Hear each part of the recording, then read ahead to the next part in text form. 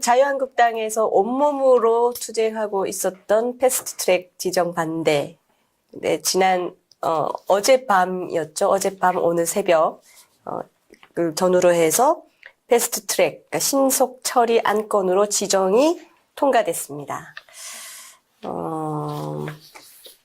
지금 자유한국당에서는 황교안 대표가 페이스북 메시지 통해서 끝까지 투쟁하겠다, 횃불을 들어야 할 때다, 이렇게 강경한 발언을 하면서 계속 투쟁을 예고하고 있고요. 그리고 자유한국당의 박대출 의원은 삭발을 했네요. 그죠? 자, 어제 통과되는 과정은 마치 007을 방불케 하는 현장이었다고 이제 언론에서 보도가 되고 있습니다. 어땠나요? 주로 막으려는 자와 통과시키려는 자들 사이에 사실 저희가 이렇게 좀 지금 웃고는 있지만 이 좌파 4당의 횡포에 대한 분노는 지금 들끓고 있습니다. 정말 뻔뻔하기가 하늘을 찌르고 진짜 이 침묵한다 하고 있다고 해서 우리 국민들 알기를 아주 우습게 아는 것이 지금 오만방자함이 극단적으로 치닫고 있습니다. 일단 오늘 새벽에 선거법과 공수처 이 패스트트랙에 이제 드디어 올려졌는데요. 여기에 대해서 이제 간단하게 설명드릴 건 좀 드려야겠어요. 주변에 많은 분들이 이대로 그 법이 통과돼 버린 것이다라고 생각하는 분들이 꽤 있어요. 사실 정치에 큰 관심 없는 국민들은. 근데 지금 오늘 새벽에 통과되었던 두 건은요. 공수처 설치법과 그리고 좌파에게 일방적으로 유리하게 내용이 기술되어 있는 선거법을 야당, 자유한국당의 동의 없이도 예전 날치기 처리하듯이 자유한국당에도 동의 없이도 법을 통과시킬 수 있는 절차가 시작됐다는 겁니다. 그래서 아직 끝난 게 아니고요. 앞으로 각 상임위 그리고 법사위, 본회의에서 계속해서 논의가 이루어지고 막을 수 있는 기회는 아직 남았습니다. 그래서 끝났다고 체념할 게 아니고 계속해서 항의하고 반대 의사를 내주고 그리고 문재인 정권과 민주당에 대해서 비판의 목소리를 국민들도 생활 속에서 계속 내주실 필요가 있을 것 같습니다. 네, 정리하면은 지금 각종 헤드라인에서 통과 이렇게 나오고 있기 때문에 잘 모르시는 국민들이 오해할 소지가 있다는 거죠. 마치 이 법안 자체가 최종 통과된 것처럼 보여질 수 있어서 그런 것인데 신속하게 처리해버리는 것. 자유한국당의 반대에도 불구하고 본회의에 올려져서 자유한국당을 제외한 그 정족수로도 통과할 수 있는 법안으로 만드는 것이 이제 됐다는 겁니다. 그걸로 지정이 됐다는 말씀이고요. 지금 여러 가지 난리도 아니죠. 이 자유한국당의 이제 장애투쟁부터 해서 온몸으로 막아선 상황에서 또 뜬금없이 자유한국당을 해산하라는 국민청원이 올라오기도 했고, 또 맞불로 민주당을 해산해야 한다는 청원이 올라오기도 했고, 그렇습니다. 이 자유한국당 해산 청원에 대해서는 또 여러 가지 말들이 있습니다. 계속 40만 돌파, 50만 돌파, 100만 돌파, 최대치를 곧 돌파할 거다 이런 기사들이 계속 나오고 있는데요. 한편에서 또 이것이 또 조작이 아닌가 이런 얘기도 나오고 있습니다. 베트남의 에서 많이 됐다는 것이 사이트 접속하는 트래픽이 접속 지역이 베트남에서 접속한 숫자가 급격히 늘었다라는 이제 그런 의심들이 나오고 있는데요. 참 저번에도 말씀드렸다시피 이 김경수 지사를 안 내보냈어야 되는데 나오자마자 또 이런 의심스러운 일이 생기네요. 근데 이게 베트남에서 무슨 아직 명확하게 증거가 발견된 건 아니지만 워낙 그런 짓을 잘 하니까 또 이렇게 예전에 드루킹 댓글 장난 치듯이 이것까지 조작하는 거 아니냐라는 합리적인 의심이 지금 많이 인터넷상에 떠돌고 있습니다. 네, 합리적인 의심입니다. 이제 김경수나 드루킹이 없더라도 이 SNS상에서의 여론 조작, 사기질, 거짓말 이런 걸로 성공할 수 있다는 맛을 본 조직은요, 계속 하게 되는 겁니다. 마치 마약처럼. 성공했었기 때문에. 그리고 수단 같은 게 뭐가 중요하냐는 거죠. 일단 성공하니까 먹을 게 많거든요. 그러니까 한번 성공한 방법에서 헤어나올 수 없다고 저는 생각을 하기 때문에 이 베트남에서 뜬금없이 자유한국당, 대한민국의 자유한국당 해산 국민청원에 베트남 접속이 많다는 거는 그 자체로도 아주 이상한 일일 수밖에 없고요. 그리고 그 전에 또 유시민 씨가 하는 알릴레오 유튜브가 뭐 구독자 몇만 돌파 막 그러고 있을 때 또 그때도 무슨 아랍어 중동과 남미의 가입자가 엄청 많았었죠. 에서의 가입자가 많은 아주 희한한 일도 있었습니다.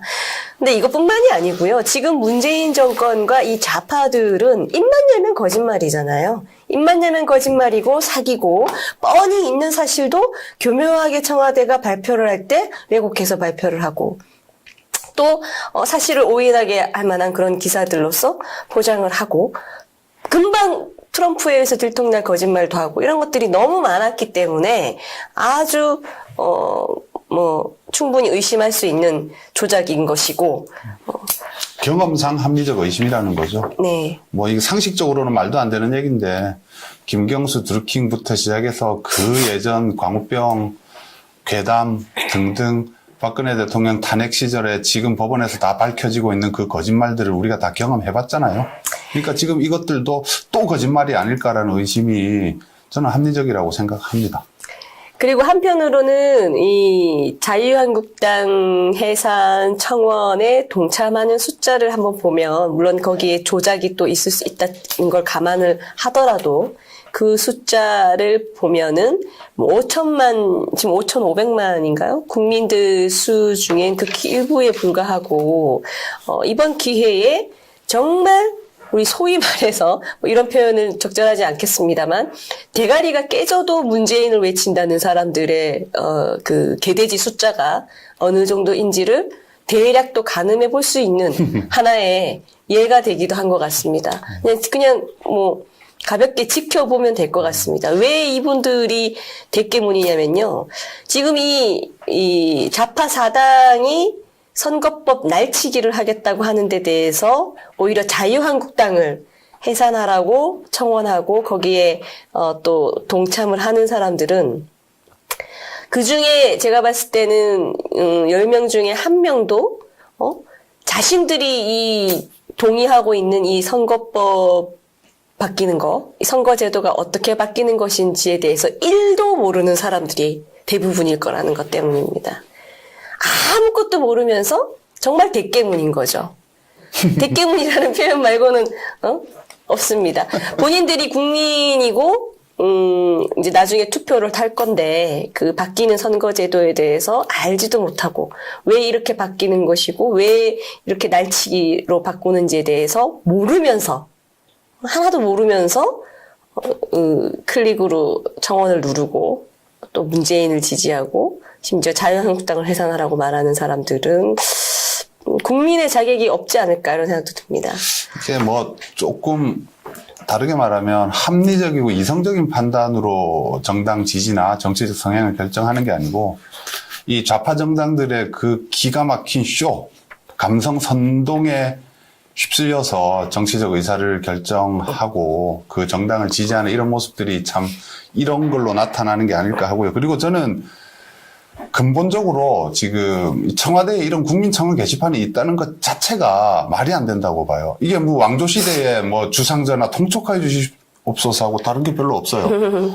대통령님 이런 거 해주세요. 그럼 그게 몰려가서 야 100만 명이 했어. 그럼 청와대도 웃겨요. 1명, 2명이라도 그 내용을 잘 보고 야 이건 정말 국민이 힘들어하고 불편한 거다 그러면 2명이 청원한 거라도 객관적이고 국민의 편에서 판단해서 필요한 일이면 해야죠. 근데 머릿수 많다고 뭐 20만 이상 되면 답변을 하겠다. 그리고 자기한테 불리한 거는 답변하지 않아요. 나 여기에 대해서 또 어떤 답변을 할지 모르겠는데 청와대는 당장 이 국민청원 게시판 운영 방식을 바꾸세요. 매크로 동원하고 뭐 확인된 바는 없지만 매크로 동원한 의심을 받으면서 그 대깨문들의 그 화력을 등에 업어서 와 100만이다 언론 플레이하고 그러면 뭐 왕조시대 주상전하가 헤아려 주듯이 그래 그럼 내가 알아보면 이거 웃긴 짓이잖아요. 지금 이 대명천지의 민주공화국에서 단 한 명의 청원자라도 꼭 필요한 일이고 정말 억울한 국민이면 그걸 해야지. 이게 뭐 국민들 갖고 장난치는 겁니까? 또 이거 국민들 선동하는 거예요. 청와대 이거부터 좀 바꿨으면 좋겠습니다. 아니 뭐 그 국민 청원할 수 있는 장이 열려 있다는 것 자체는 나쁜 거라고 보지는 않습니다. 그리고 뭐 한 명이 됐건 20만 명이 되면 뭐 뭘 한다 그렇게 하는 게 중요한 게 아니라 사실 뭐 20만 명 아까도 제가 말씀드린 것처럼 국민은 5천만이 넘거든요. 그러면 이 20만 명이 넘으면 뭔가를 하겠다라고 하는 것이 결국은 극소수의 그 맹목적인 지지층을 이용해서 오히려 침묵하는 다수의 수천만 국민의 의사에 반하는 짓을 할 수 있는 근거로 삼겠다는 것이 이제 문제가 되는 겁니다. 그렇죠. 20만도 아주 적은 숫자예요. 사실.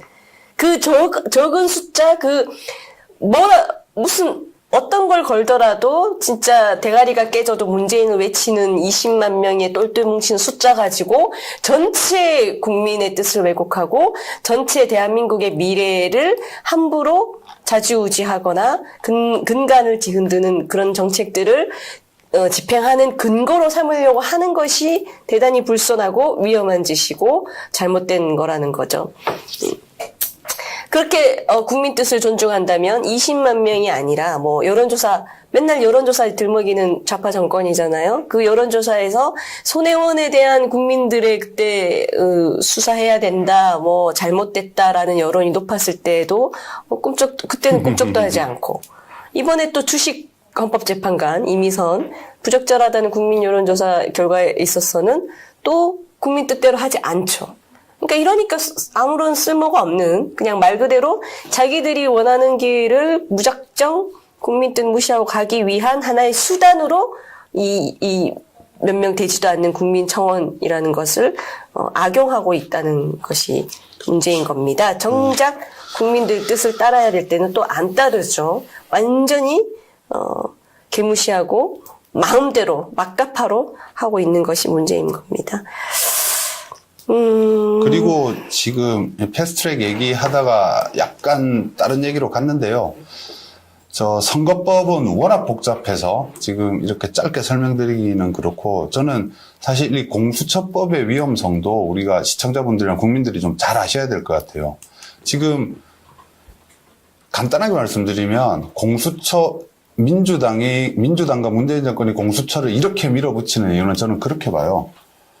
항상 정권 말기가 가면 검찰이 말을 듣지 않기 시작합니다. 정권 초반에는 청와대 시킨 대로 야당을 수사하고 지금 얼마나 했어요. 수사하고 구속하고 기소하고 처벌하던 검찰이 정권 말기에 가면 오히려 정권의 칼을 들이대기 시작합니다. 문재인 정권은 그게 무서운 거예요. 지금 검찰이 돌아서기 시작하면 자기들 걸릴 게 한두 가지가 아니거든요. 지금 그러면은 무섭죠. 살이 떨리죠. 그거 막기 위해서 공수처가 간단히 뭐냐면 고위공직자들만을 수사하는 기관인데요. 특히 검사, 판사, 고위경찰 간부들을 수사하는데 특화되어 있습니다. 지금 제출된 법은. 이 얘기는 뭐냐? 정권 말에 검찰이 정권의 칼을 들이댔을 때 공수처를 이용해서 검찰 입을 닫게 하겠다는 거예요. 협박하고. 그리고 더 무서운 게 공수처장, 차장, 공수처 검사들을 국회 내에 위원회를 만들어서 임명하게 되는데요. 그 위원회가 법무부 장관, 법원행정처장, 변협회장, 민주당 2명, 야당 2명인데 야당 중에 또 1명은 지금 민주당과 가깝죠. 그러니까 7명 중에 6명이 여권 친여 성향의 사람들이 공수처장부터 검사들을 다 뽑게 되는 거예요. 결과는 뻔하죠. 공수처장부터 수사하는 검사까지 모두 친여 성향의 인사들로 뽑아놓으면 그 칼 것은 어디로 갈지 뻔한 겁니다. 그래서 이거는 어떻게든 이게 독재의 시작입니다.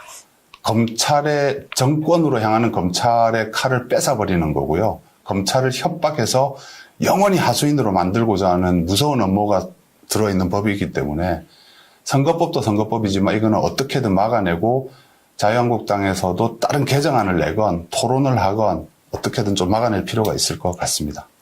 그러니까 지금 문재인 정권이나 이 좌파 세력들이 자기들이 나중에 또 어떻게 될지 장담할 수 없다라는 걸 알기는 아는 것 같아요. 검찰의 권한을 건드리고 또 검찰을 미리부터 길들이게 하고 또 최종 판결권을 헌법에 대한 최종 판결권 가진 헌법재판소 재판관을 저렇게까지 그렇죠. 무리해서 자신들의 입맛에 맞게 짜 맞추는 걸 보면 이 진화된 좌파들이 이제는 지금 현재 무엇을 해야 하고 또 앞으로에 대비해서 무엇을 해야 하고까지도 다 계획을 하면서 하나하나씩 다 맞춰서 준비해 가고 있다 이런 생각이 듭니다. 그런데요, 그렇긴 한데 권력의 속성은 무서운 거죠. 그죠? 예. 권력을 갖고 있을 때 했던 준비들이 그 권력이 손에서 떠나는 순간 수포로 돌아가고 막기 어려운 상황에 언제나 반복되어 왔었는데 어쨌건 중요한 건 지금 이 문재인 정권이나 좌파들은 그동안 겪었던 여러 가지 경험들과 뭐 이런 것들로 인해서 공격도 수비도 나름대로 상당히 머리를 굴리면서 준비하고 진화해 가고 있다. 거기에 맞춰서 자유 대한민국을 다시 지키고 또 앞으로 더 발전된 이 대한민국, 더 강한 대한민국 만들기 위한 이 보수 우파의 목표나 어떤 행동도 보다 전략적이고 치밀하고 준비된 것이어야겠다 이런 생각은 듭니다. 정말 이제 총선에서도 이기고 정권을 탈환하는 것도 중요합니다만 또 그렇게 됐을 때 준비되어 있지 않으면은 또 허송세월하고 항상 적재적소에 했어야 되는 거를 못하는 것이 나중에 크게 또 피해로 다가오거든요. 그런 것들이 이제 좀 개개인의 어떤 그런 어떤 계산이나 이런 걸 떠나가지고 좀 조직적으로 짜임새 있게 할 수 있었으면 좋겠는데 그럴 만한 분들이 지금 현재 국회 상황에서 딱히 있을 것 같지는 않습니다. 워낙 지금 힘든 상황이긴 합니다만 그럴 때일수록 어쨌든 114분인가요? 지금 아직 5분인가요? 서서히 나아지겠죠. 예, 적은 수는 아니기 때문에 조금 더 조직적으로 좀 했으면 좋겠다는 생각이 드는데 일단 황교안 대표님부터가 이제 정치 구단인 건 아니기 때문에 아직은 아니죠. 관료였었죠. 그래서 이제 좀 미흡한 부분이 있습니다. 패스트 트랙은 아직 어떻게 될지 모르는 상황입니다. 예, 그렇기 때문에 강력하게 더 투쟁을 해야 될 것이고, 지금 황교안 대표가 예고했던, 이제는 횃불을 들자. 네. 요새 황교안 대표께서 페이스북 메시지 통해서 뭐라고 해야 되나요? 이게 3단 외침이라고 해야 됩니까? 이 3마디씩 반복 언어를 사용하는 걸 잘 쓰시던데. 시 같은 페북 메시지를 잘 올리시더라고요. 음률이 있어요. 네. 음률도 있고 좀 시 같기도 한데 그런 걸로 이제 횃불 들자, 이제는 뭐 이렇게 투쟁한다라고 해놨기 때문에 어떻게 할지는 우리가 좀 더 지켜보고 어쨌든 응원을 해야 될 것 같습니다.